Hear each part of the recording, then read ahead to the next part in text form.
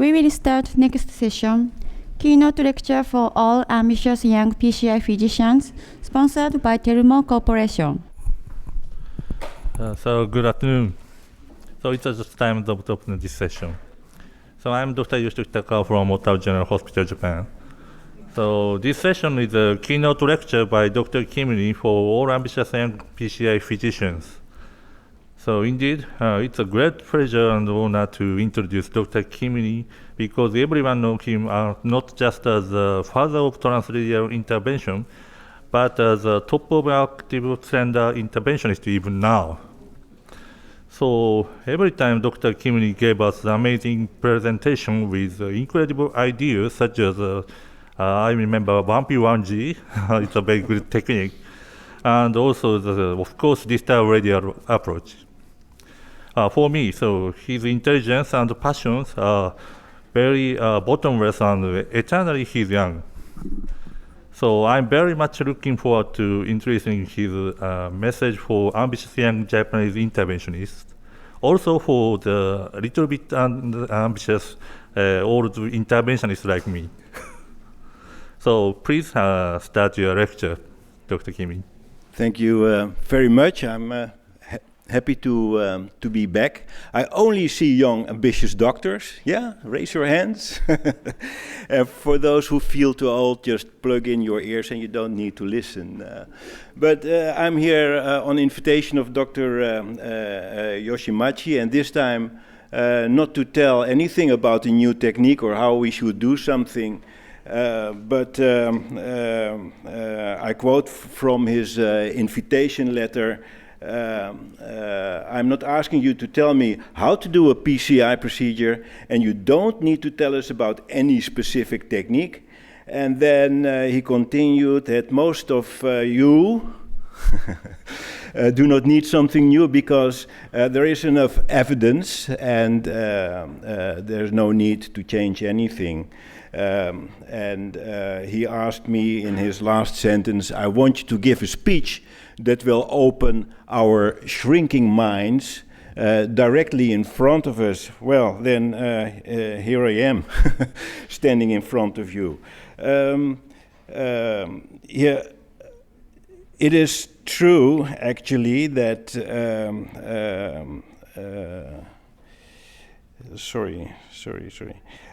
here that we all work based on evidence.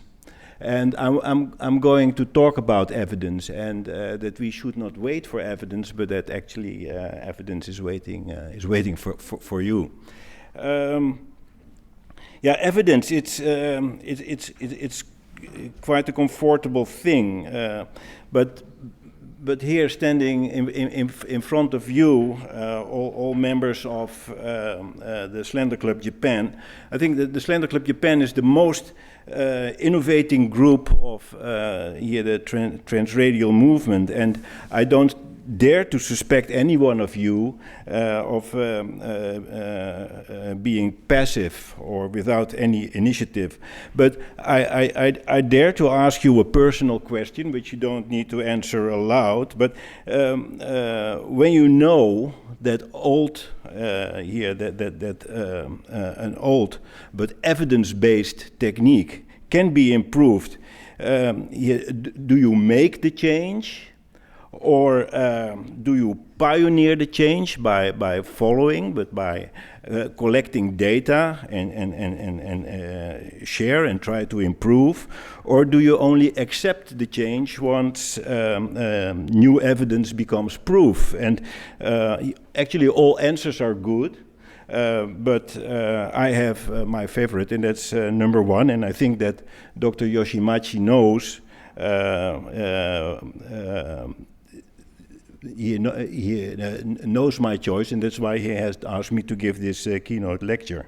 So let me start. Let me take you back to the first TRI, and then we have to go back to August in 1992, and this was a kind of a typical situation. Here, patients ended up with a groin bleeding, and then in the autopsy room. And I was frequently asked what was driving me to practice something that was never done before. And I can assure you it was not for fun or for finance or fame. That came later. It was not for prestige, or it was no bravery. And I actually wanted to ask the young doctors if they ever had that terrible situation that the patient actually does not survive your intervention. Your intervention in the cath lab, and that you had to face the family and had to apologize and had to tell that the intervention went okay, but that the patient died because of a bleeding complication. And yeah, that's a profoundly sad task, actually. And you know that the family is going home in pain, and you're going home with another scar, which also hurts, and that to the point that the board of directors of our hospital asked me to stop the whole stent program, actually, in those years, unless we could find a solution for for this exercise problem.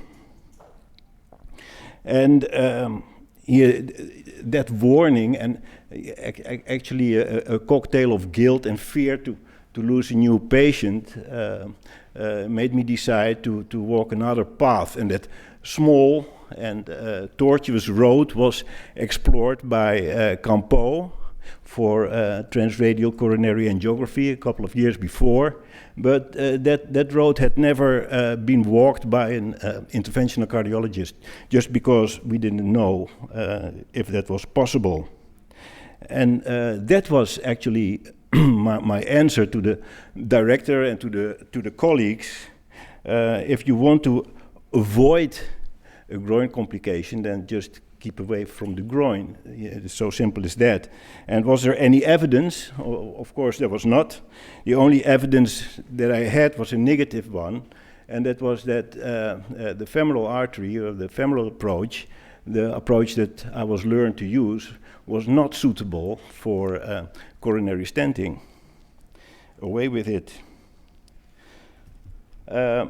I actually didn't know in that time if the radial artery was strong enough to allow passage of solid materials like balloon catheters and stents, if there was support enough, and many other things that I didn't know. But actually the first piece of evidence came from the brave patient who consented. Was a lady, and directly after the procedure, she felt relieved. We could remove the sheath from her wrist, and she walked to the ward. And imagine that was the first patient, and all the other patients on the ward had their femoral procedure, and it was something like seeing Jesus walking over water. And the patient was very happy. And if the patient tells you that the procedure was a piece of cake, actually, and also the care afterwards, then you know that you have done a good job. And despite the fact that you might have been exhausted afterwards because you had to step out of your comfort zone. Well, that year we gathered enough data to present it to the world in the ACC show in 1993, and it was a poster presentation. And then I could see on all the people who were interested and were reading the poster, I could see on their face that they wouldn't start next Monday. And but two doctors actually stepped forward and to ask for a training at the OLVG in Amsterdam, and those doctors were Vachedet and Louvard. You all know the names, and they were the first two who came from for a training, and many more followed. So, ladies and gentlemen, the start of this journey, the start of transradial, was not based on evidence, but based on failure of the standard technique, and evidence had to be created by observing by gathering data, by sharing, by improving, and so on. And that brings me to the important topic of this lecture. Here, what is the relation between evidence, proof, and truth? You might believe that the foundations of your work are based on evidence, but I don't think so, actually. In your daily practice, for everyone who is sitting here, all of you must have done something during a procedure which has never done before. If you encounter a problem that you had never seen, and you can encounter that easily, then you are changing something with your materials. You make loops, or you use materials which are not designed for for that action that you want to do. You did something original, actually. You walked unpaved paths, and you were using materials actually in an off-label fashion. And I know that because we are all proud members of the Slender Club Japan. It's actually the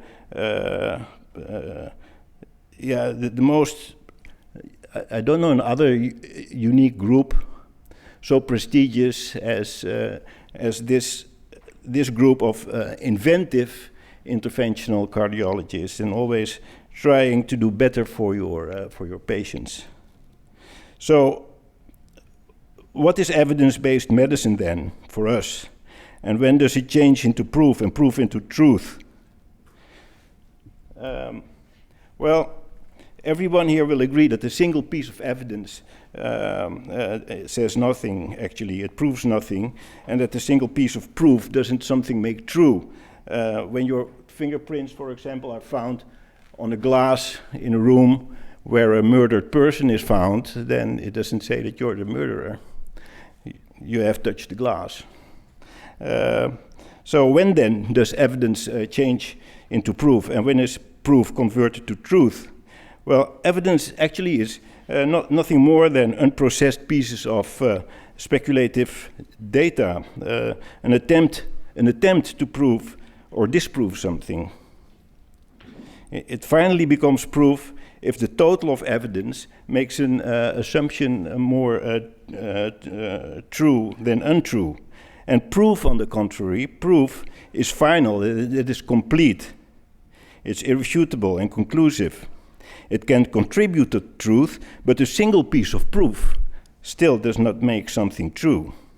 And truth is made up by many pieces of proof. Only after having balanced every possible related problem and all arguments pro and contra. But it is, on the other hand, impossible to have absolute truth.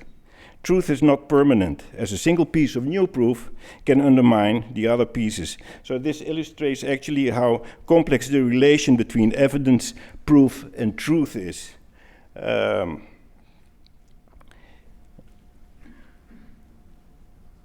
This is the typical, I think, this is the typical sequence in evidence-based medicine. Until something is proven, all pieces of evidence that you have gathered, all information that is gathered, it is evidence. Even randomized studies and landmark studies and meta-analysis are evidence, but still not final proof. But evidence becomes proof when enough evidence has been carefully studied and scrutinized and analyzed in relation to each other. And then something becomes true, and even then the circle starts again if new evidence undermines proof. So, as a consequence, I would like to ask you the question, should we await evidence before walking a new path? Or should we provide evidence, making it proof, and to convert proof into truth or to something false or a mistake? And as you can guess, my answer is don't wait and always be critical on the permanence of truth. And let me clarify that, and we go back to the history of transradial. This is a very quick PubMed search. I did on transradial coronary interventions, then you get, it's uncontrolled. I didn't look through all the papers, but you get over 2,200 results. And we start in 1992, the first pieces of, or the first publications appeared in 1993. But it's interesting to see that not earlier, 16 years after First in Man, the first of 4 landmark studies actually were published. 4 landmark studies proved that the radialists were right. The mortal study, the rifle STIAX, and the matrix studies. They proved that transradial prevented major bleeding complications and reduced death. So, but we practitioners, we knew it from the beginning, at least 16 years earlier, just by observing our patients and by studying clinical outcomes, by using basic knowledge and applied anatomy, so simple actually. And we saw our patients walking directly from the cath lab to the ward and to the door of the hospital, and that they were not brought to the autopsy room. We saw also that outcomes were better for staff and hospital management. We were convinced, but a powerful majority of femoralists were not, and they objected, and they claimed that radial technique was too complex, that there was a learning curve to overcome, and it was even considered to be unethical. You know what was unethical? That it took over 25 years before transradial became a global guideline. Hear what I'm saying? 25 years. Many thousands pieces of evidence in writing, in teaching, in clinical observation changed into proof. For over 25 years, many patients were unnecessarily exposed to a higher risk for major bleeding and death. A major bleeding causes an 11% increase in absolute risk for death. In other words, if you prevent 9 major bleedings, you save 1 life. And based on the matrix data, this can translate in more than 800 lives saved per 1 million procedures for ACS. And I wonder how many millions of ACS procedures have been done via femoral approach in those 26 years, and how many thousands of lives could have been saved. That's what I call unethical. So, proof is finally there. Transradial has matured, like Dr. Yoshitoki said, is ripe and wise, but perhaps now a little bit gray and dusty. And we might have fallen asleep. We have accepted RAO rates around 5 to 10% actually.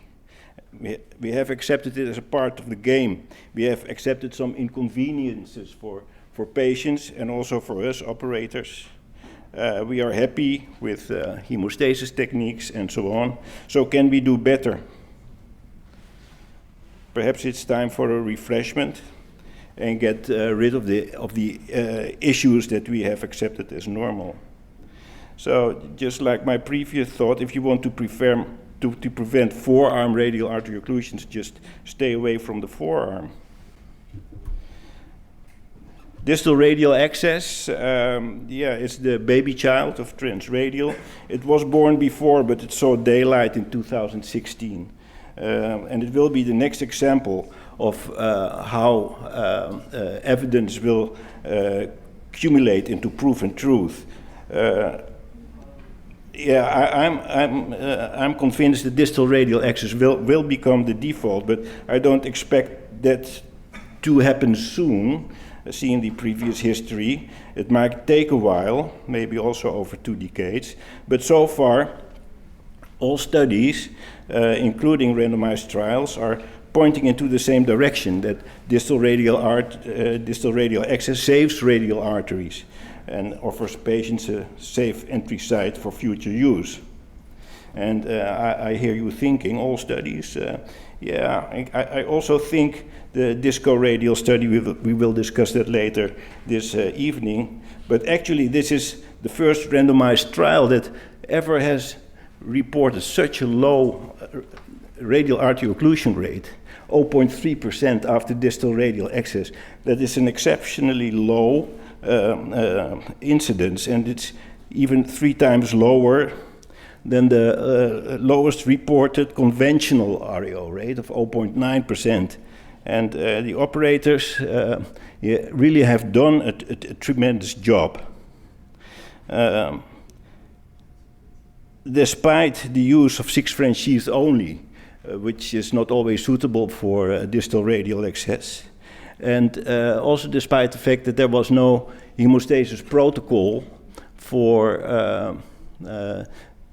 distal radial access. It was the forearm radial, the forearm group, the control group, had a very strong protocolized Profit 2 hemostasis protocol with simultaneous ulnar compression.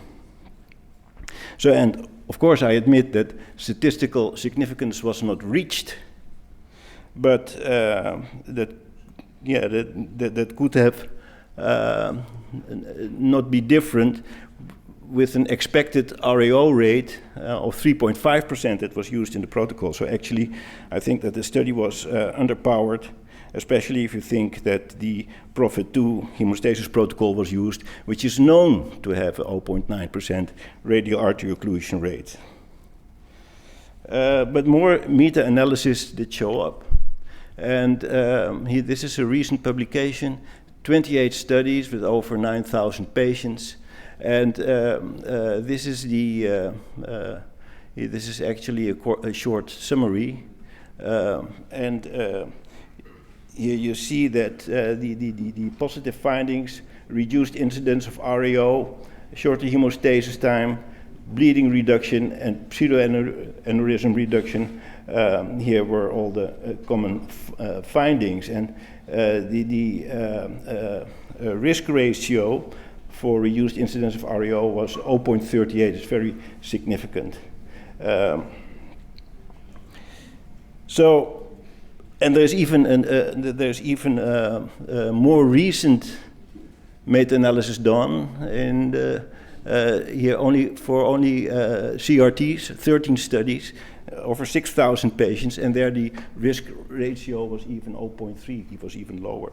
So you see, although evidence is still young, it's not so fragile anymore. But more solid data will emerge, I'm sure of that, and that's how it goes. So to put it sharp, what does evidence say so far?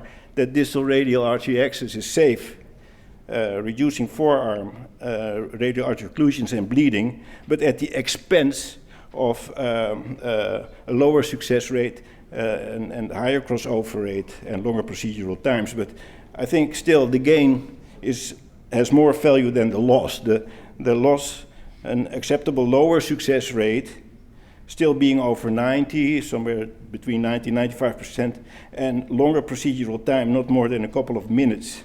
And be fair, crossing over from distal to a few centimeters more proximal in the same arm, that is not a very big issue. So the only remaining task is to invest in our proficiency, and that's just a matter of making distal radial access your routine, or selecting better materials and having good trainers or proctors in your lab. So my advice is, it's important for the older generation of radialists to give fellows the opportunity to start distal, and even better, to practice and teach it yourself. Just as in the early transradial TRI days, let lack of final proof not withhold you from starting for your procedure more distally. Over 90% of the patients will benefit, and don't miss that chance. So I think waiting for proof is not an option. Create proof yourself, and if you're not happy with distal radial, improve it, make it better, solve the issues, kill it if you want, replace it, but don't wait and don't complain. So it's time for my wake-up call. In general, use common sense when you can solve an otherwise unsolvable problem in your practice. And here I can ask you, do it. Do it like you did guideless interventions, like you did balloon-assisted tracking, or made loops with your guides to get extra backup, like you anchored and jailed balloon techniques, like you did mother and child techniques, 1P, 1G, chameleon, bushido techniques for simultaneous contralateral injections during CTOs, not to speak of retrograde approach, subintimal tracking, reverse card, bilateral knuckle techniques, and so on. All of them based on your commitment to cure the patient by logical reasoning and by clinical observation, but not based on solid evidence.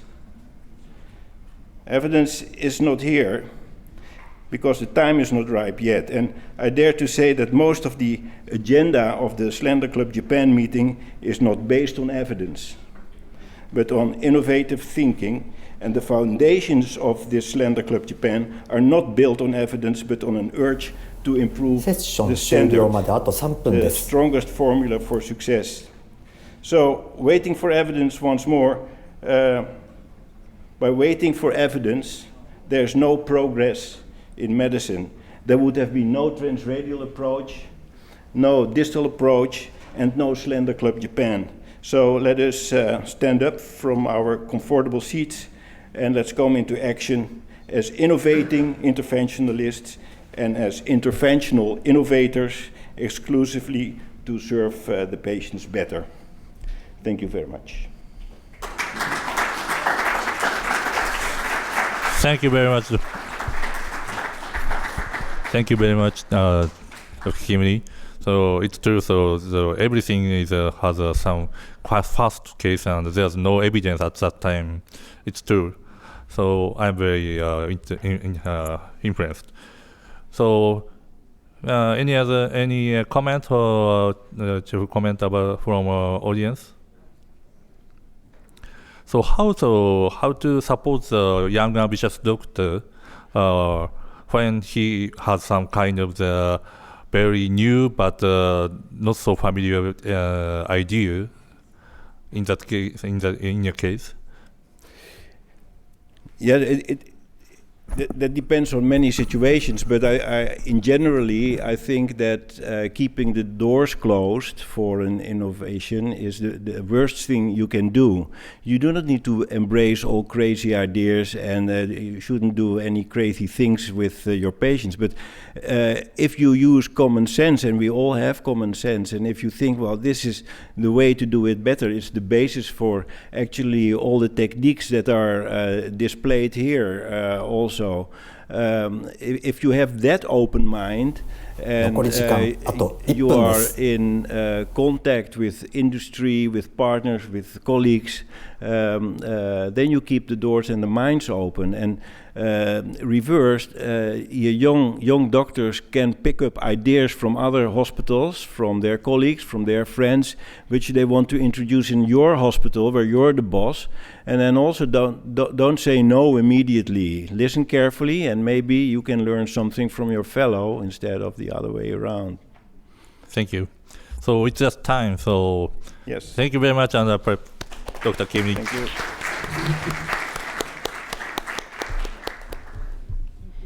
Thank you, Dr. Kiemeneij and the Chairman.